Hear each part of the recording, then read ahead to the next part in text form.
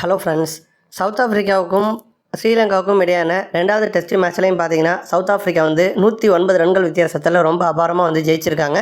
இப்போ இதில் வந்து 2வது இன்னிங்ஸில் ஸ்ரீலங்கா அணி வந்து பேட் பிடிக்கிறப்ப விக்கெட் கீப்பரான வெரியனை பார்த்தீங்க அப்படின்னா ஒரு செம்மையான கேட்சை வெறித்தனமாக வந்து பிடிச்சிருப்பாரு. அந்த கேட்சை பற்றி தான் பலரும் வந்து பேசி வந்துட்டுருக்காங்க. இன்னொரு புறம் பார்த்தீங்க அப்படின்னா அந்த ஃபைனல் கனவு அப்படிங்கிறத வந்து ஸ்ரீலங்கா அணிக்கு டோட்டலாக வந்து காலி பண்ணி விட்டுருக்காங்க சவுத் ஆஃப்ரிக்கா அப்படின்னு தான் சொல்லணும். ஏன்னா வந்து இலங்கை அணி அந்நிய மண்ணில் சவுத் ஆஃப்ரிக்கா மண்ணில் அடுத்தடுத்து 2 டெஸ்ட் போட்டியில் வந்து படுதோல்வியை வந்து சந்திச்சிருக்காங்க.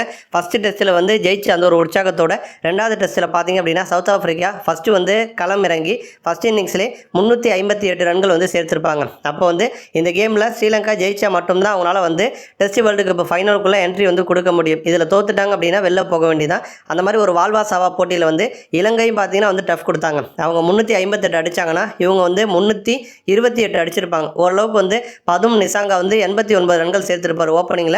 அடுத்து வந்து அந்த வரிசையாக கருணரத்னே, சண்டிமால், மேத்யூஸு, கமிண்டோ மெண்டிஸு இந்த மாதிரி எல்லாருமே வந்து ஒரு 40+ ரன்களை வந்து சேர்த்துருப்பாங்க. ஒருத்தர் கூட வந்து செஞ்சுரி போடலை, பட் எல்லாருமே வந்து கான்ட்ரிபியூட் பண்ண காரணத்தினால 328 அடிச்சிருப்பாங்க. அப்போ வந்து அந்த வித்தியாசம் அப்படிங்கிறது லீடுன்னு பார்த்தோம் அப்படின்னா ஜஸ்ட் ஒரு 30 ரன் முன்னிலையில் தான் வந்து சவுத் ஆஃப்ரிக்கா வந்து செகண்ட் இன்னிங்ஸ் வந்து ஸ்டார்ட் பண்ணியிருப்பாங்க. பட் செகண்ட் இன்னிங்ஸில் 317 அடிச்சிட்டாங்க. 317க்கு அனைத்து விக்கெட்டும் வந்து போயிருக்கும். அப்போ வந்து ஒரு 30 ரன்னை நம்ம வந்து லீட் பண்ணதே வந்து ஆட் பண்ணோம் அப்படின்னா 347 ரன்கள் வந்து சவுத் ஆஃப்ரிக்கா வந்து சேர்த்துட்டாங்க. 348 அப்படிங்கிறது தான் ஸ்ரீலங்காவுக்கு செகண்ட் இன்னிங்ஸில் டார்கெட்டாக வந்து செட் பண்ணாங்க.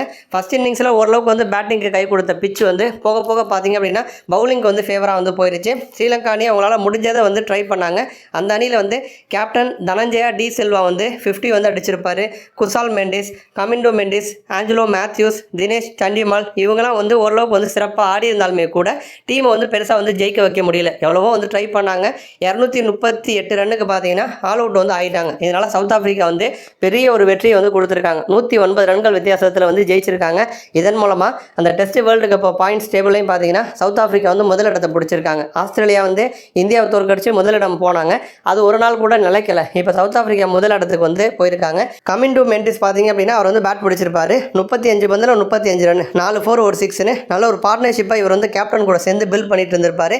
அந்த மாதிரி சூழலில் வந்து மகாராஜ் ஓவரில் பார்த்தீங்க அப்படின்னா பேட்டில் பட்டு பால் வந்து பேட்ஸ்மேன் பக்கத்திலே தான் விழுந்திருக்கும். விக்கெட் கீப்பர் நின்ன பொசிஷனுக்கும் பால் விழுகிற திசைக்கும் பார்த்தீங்க அப்படின்னா கொஞ்சம் சம்மந்தம் இல்லை தான். பட் அதையும் வந்து கணிச்சு வெறியனை பார்த்தீங்க அப்படின்னா பயங்கரமாக வந்து தாவி அந்த ஒரு கேட்சை வந்து பிடிச்சிருப்பாரு. இந்த கேட்ச் வந்து மேட்சோட திருப்பு முனை அப்படின்னு வந்து சொல்லலாம். ஆரம்பத்தில் அந்த டாப் ஆர்டர் ஒரு 3-4 விக்கெட் வந்து போன பிறகு பார்த்தீங்கன்னா கமிண்டோ மெண்டிஸும் தனஞ்சயா டி செல்வாவும் தான் நல்ல ஒரு பார்ட்னர்ஷிப் வந்து பில்ட் பண்ணிட்டு இருந்தாங்க. இப்போ வந்து இதில் கமிண்டோ மெண்டிஸையும் வந்து அவுட் ஆகாமல் விட்டுருந்தாங்கன்னா அவர் ஒரு ஹாஃப் செஞ்சுரி போட்டிருந்தாங்கன்னா கண்டிப்பாக ஸ்ரீலங்கா வந்து ஜெயிச்சிருந்திருக்கலாம். அப்போ அந்த கேட்ச் வந்து செம திருப்பு முனை. ஸோ விக்கெட் கீப்பரான வெரியனை வந்து பலரும் வந்து பாராட்டி வந்துட்டு இருக்காங்க.